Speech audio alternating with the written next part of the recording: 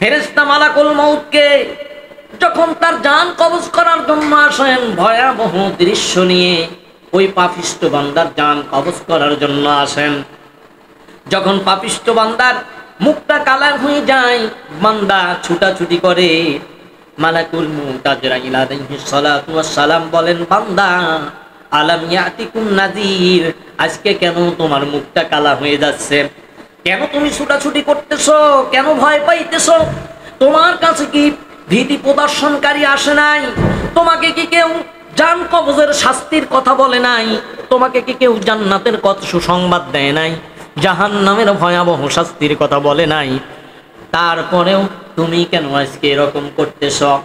আমার ভাইয়েরা, যখন ওই মানুষগুলোর সর্বশেষ ঠিকানা বিচার ফয়সালা হয়ে যাবে, মানুষগুলো যখন জান্নাতি আর জাহান্নামী হয়ে যাবে, জাহান্নামের ফেরেশতারা ওই জাহান্নামীদেরকে ধাক্কা মারবেন আর জাহান্নামের দিকে নিয়ে যাবেন। ফেরেশতারা বলবেন, আজকে কেন তোমরা জাহান্নামী হলা? দুনিয়ার জমিনে তোমাদের কি কেউ সতর্ক করে নাই? তোমাদের কি কেউ কি জাহান্নামের কথা বলে নাই? জান্নাতের সুসংবাদ দেয় নাই? আজকে কেন তোমরা জাহান্নামী হয়ে গেলা?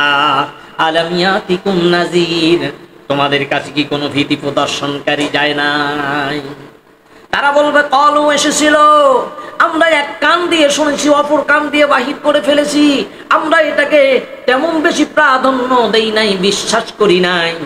আমার ভাইরা, এজন্য আমি সকল ভাই ও বোনদেরকে বলবো, যাদের কাছে আমার এই কথাগুলো যাবে, কিয়ামতের দিন আল্লাহকে বলতে পারবেন না, আল্লাহ আপনি আমাদেরকে সত্যের সাক্ষী হিসাবে সৃষ্টি করেছেন, আমরা তো জানতাম না।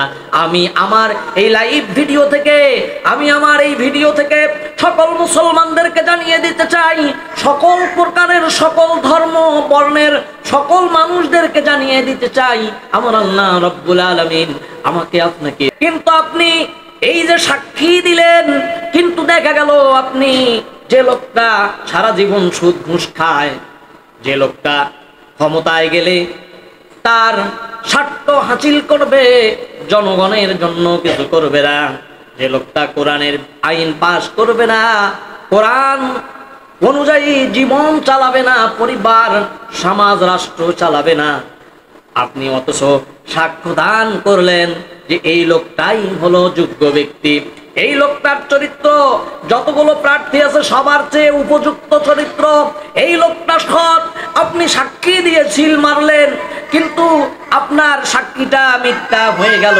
যে লোকটা সুদ ঘুষ জেনা ব্যভিচার অন্যায়, যে লোকটা জীবনে নামাজ পড়ে না, তার চেহারার ভিতরে ইসলাম নাই, তার টুপি নাই, দাড়ি নাই, যার কি বলেন আপনি, আমাদের যখন সমাজে দেখবেন যখন তাফসীর মাহফিল করা হয়, ওই নেতাকে যখন বসিয়ে দেওয়া হয় ডান পাশে কিংবা বাম পাশে সভাপতি হিসাবে, যখন আলেম ওলামারা কোরআন থেকে আলোচনা করে, কোরআনের সঠিক কথাগুলো যখন বলা শুরু করে, সঙ্গে সঙ্গে মাউথপিসটা এইভাবে ঠেলা দিয়ে সরিয়ে দেয় আর বলে, হুজুর রাজনীতি করবেন না, কোরআন থেকে কথা বলেন। ও লোক কি কখনো জানে কোরআন হলো পৃথিবীর সবচেয়ে দামি কিতাব? পৃথিবীতে যত কিতাব এসেছে পরিবর্তন হয়েছে, কিন্তু আমার আল্লাহ রাব্বুল আলামিন এই কোরআনুল কারীম নাজিল করার পর থেকে কিয়ামত পর্যন্ত একটা অক্ষরেরও পরিবর্তন হবে না। এই কোরআন নিয়ে যারা রাজনীতি করে তারাই তো আসল রাজনীতিবিদ। কোরআনের রাজনীতি হলো আসল রাজনীতি। পৃথিবীর জমিনে সবচেয়ে শ্রেষ্ঠ রাজনীতিবিদ হলেন আমার আপনার নবী, বিশ্ব নবী জনাব মুহাম্মদুর রাসূলুল্লাহ। আর যে মানুষগুলো এই রাজনীতি করার জন্য নিষেধ করেন, আলেম ওলামার টুটি চেপে ধরেন, কথা বলতে দেন না, ওই মানুষগুলো তো কোনো না কোনো দলের কর্মী, কোনো দলের নেতা। আপনি যদি ওই নেতাকে সমর্থন করেন, আপনি মিথ্যা সাক্ষী দিলেন, অথচ আল্লাহ রাব্বুল আলামিন ঘোষণা করলেন, ফাকতুবনা মা'আশ শাহিদিন, আমি মানুষদেরকে সত্যের সাক্ষী হিসাবে সৃষ্টি করেছি, এই মানুষগুলো সত্য সাক্ষী দান করবে, এই মানুষগুলো সত্য সাক্ষী দেবে, মিথ্যা সাক্ষী দেবে না। অথচ আপনি যদি আপনার এই ভোটটা, যে লোকটা জেনাখোর, মদখোর, যে লোকটা টেন্ডারবাজি করে, যে লোকটা মানুষের হক মেরে খাবে, আমার ভাইয়েরা, ঢাকা শহরে অনেক জায়গায় দেখা যায় ফুটপাতে যখন দোকানগুলো বসে, আমার ভাইয়েরা, এই ফুটপাতের দোকানগুলো থেকে চাঁদার টাকা তুলানো হয়। আর এই নেতাদেরকে যদি আপনি আপনার ভোট দিয়ে সমর্থন করেন, আর আপনি যদি বলেন এই ব্যক্তি হলো সৎ ব্যক্তি, যোগ্য ব্যক্তি, চরিত্রবান, কিন্তু আপনি একবারও কি খোঁজ নিয়ে দেখেছেন আপনার নেতার চরিত্র কুত্তার চেয়েও নিকৃষ্ট? কুত্তা যেমন দাঁড়িয়ে প্রসাব করে, আপনার নেতাও দাঁড়িয়ে প্রসাব করে, অথচ আপনি সিল মেরে নেতাকে বলতেছেন আপনার নেতার চরিত্র ভালো। আমার ভাইয়েরা, অথচ আমি যে কথাটি বললাম, অনেক নেতা আছে যারা কি করে, দাঁড়িয়ে প্রসাব করে, ঢিলা কুলুপ ব্যবহার করে না, তারা এ পাশে এক বাড়ি ও পাশে এক বাড়ি দিয়ে চলে যায়।